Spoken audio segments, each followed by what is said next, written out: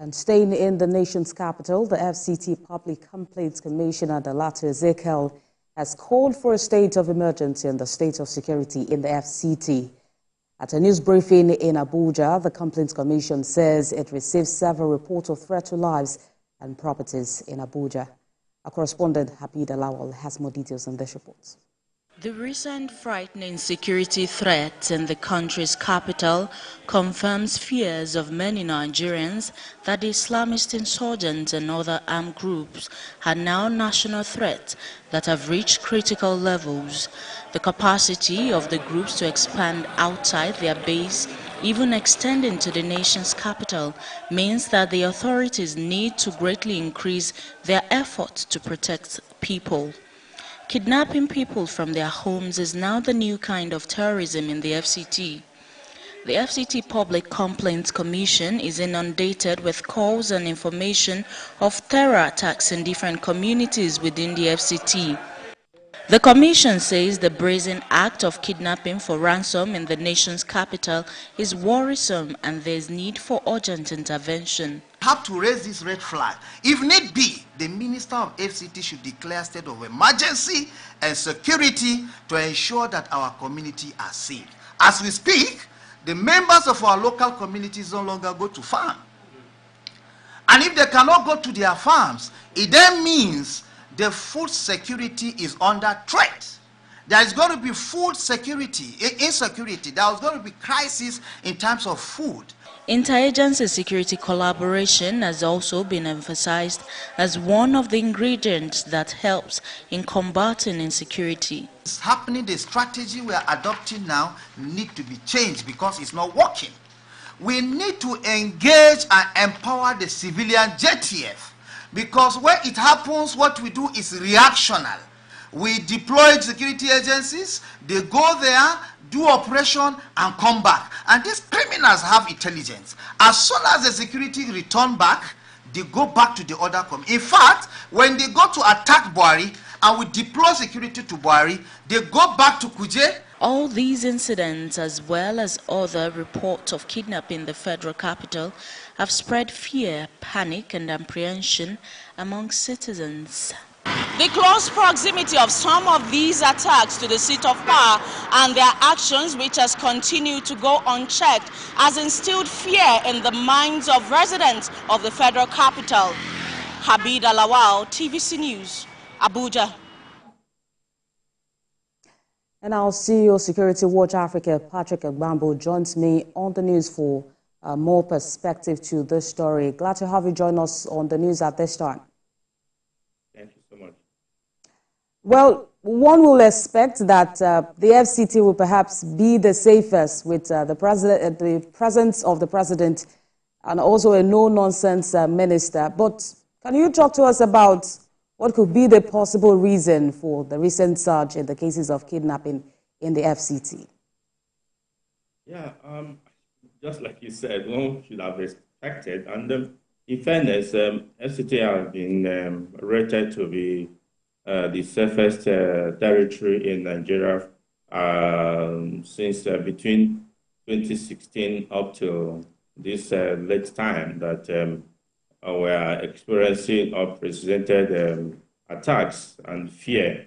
It's terrible, and it's something that both visitors and residents of FCT are very worried about.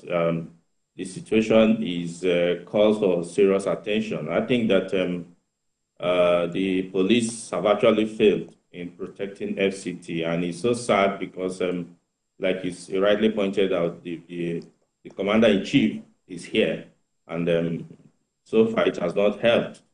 A lot of factors people have said, but I think that there's a new wave of attack by the security forces in the northwest, which has made some of these bandits to relocate down towards the north central, and particularly finding a porous area like FCT for them to carry out their nefarious activities. I think that is actually the situation we're having now. It's the outcome of the onslaught by the security forces in the Northwest that has caused the situation we're having in the FCT.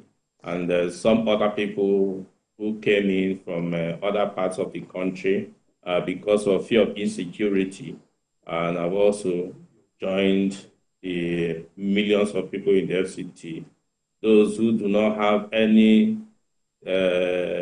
meaningful source of livelihood have devised other means to help themselves and survive. So these are the factors that has caused it. The security forces are not doing what they should do, and it calls for serious scrutiny for what is happening in the FCT. Mr. Patrick, well, apart from some of these factors that you have mentioned, it also raises questions about the immediate importance of the NIN registration that Nigerians had to, go through at some point. We have this bandit, communicating with those who are meant to, pay ransoms. What can you say about the level of impunity at this time? Yeah, you see, some of us has actually raised this question some weeks back.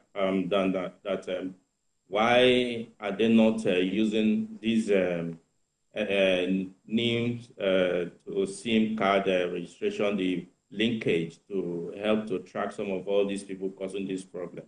And I'm happy that the former Minister of Communication and Digital Economy also raised that issue some days ago. I don't know why it's so, but I believe that whatever reason, it will help to check what is happening currently, because a situation where kidnappers can make contact with relatives of their victims easily and nobody is doing something to apprehend them, it calls for questioning. I believe that those that are responsible, the intelligence group of the security forces, has to answer some questions here, because Nigerians went through a lot of stress, hassles to get this linked. If the security forces who should use it are not using it, then Nigerians must ask questions. And that question is now being asked. And we want an answer, urgent answer, so that we can know what is happening, really. But we saw that the former minister, Issa Pantami of Digital Economy, raised some issues a few days ago, like you said, and he mentioned the fact that this is a problem of implementation by security agencies. But we also know that we still had some of these issues in the past administration. If we have issues like this in the past administration, how do we expect it to work in this administration? Yes, I think that, yes, if we had it in the past administration, but towards the end time, the tenure of the last administration, there were a bit of improvement in terms of security and in terms of response, which gave credence to some of us who monitor what is happening in security, that it was being deployed, and some of these criminals were afraid that they were being tracked. A lot of people were actually being afraid, and even as we speak, people are being monitored, but why are these criminals not being monitored and followed? It's not a situation of administration, because for me, it's a continuum. If the past administration did not properly implement it, then what stops us from using it now? I think that the responsibility is now with this current administration to do what is right. And what is right is that criminals should not treat Nigerians with all levity, and the security forces not doing anything. They owe Nigerians a lot of duty to ensure that these criminals do not have their free way.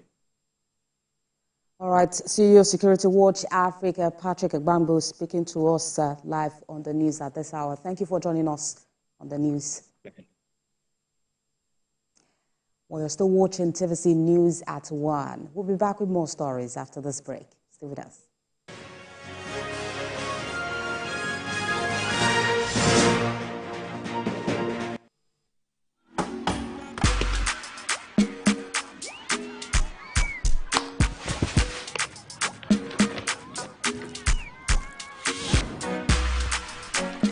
house refreshment is goodness to go round. Introducing the Peak Yogurt Drink 1 liter full house pack with more refreshment, which contains fresh calm